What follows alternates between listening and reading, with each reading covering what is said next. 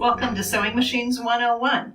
I'm Janet Corzatt. I've been teaching beginners to sew for about 20 years now, and they're often intimidated by their sewing machine. So I'm here to help you get acquainted with your machine and hopefully to take that fear away.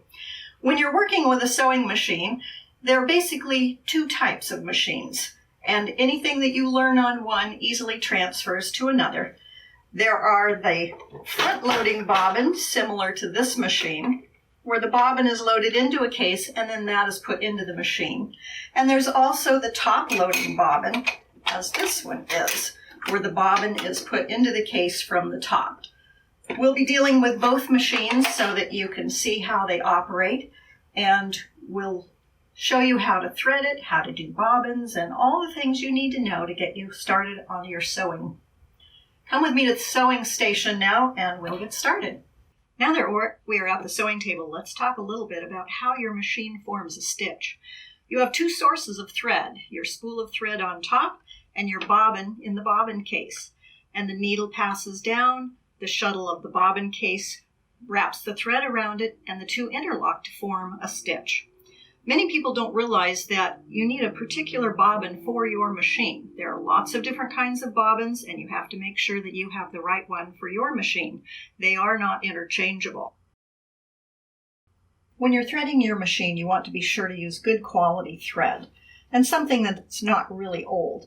This thread is on a wooden spool, which is cute for a decoration in your sewing room, but with time, the quality just isn't there. If your thread breaks easily, you don't want to put all that work into your project.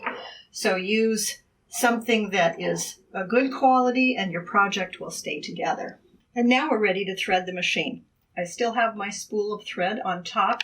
I've disengaged the bobbin winding mechanism. So now we can follow the threading path that's clearly marked on this machine. We want to make sure that we get it through every single one of these hooks and follow the path just as it's marked. When we come up to this thread take-up, we want to make sure that the thread is all the way forward in the little loop.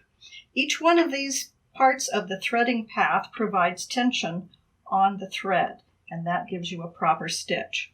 Here above the needle, marked as this little squiggle, we have a little hook, and the thread goes behind that. Now we're ready to thread the needle.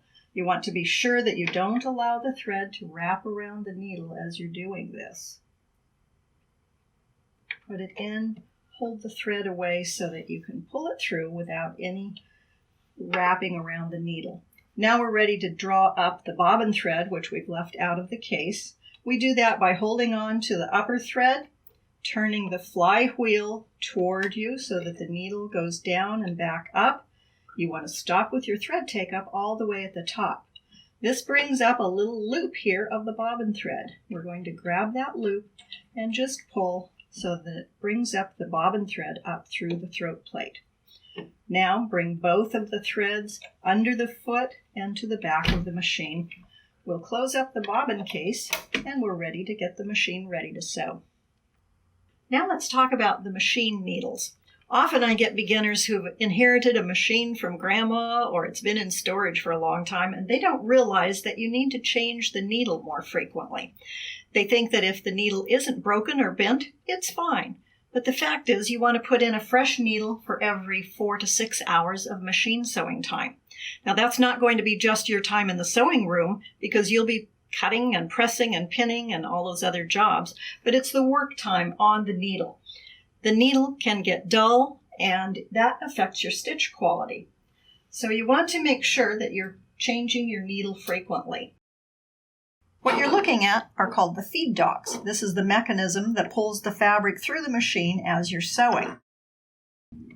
These are just a few of the features you might find on your sewing machine, or if you're shopping for a new one, and then you can decide what features you can't live without.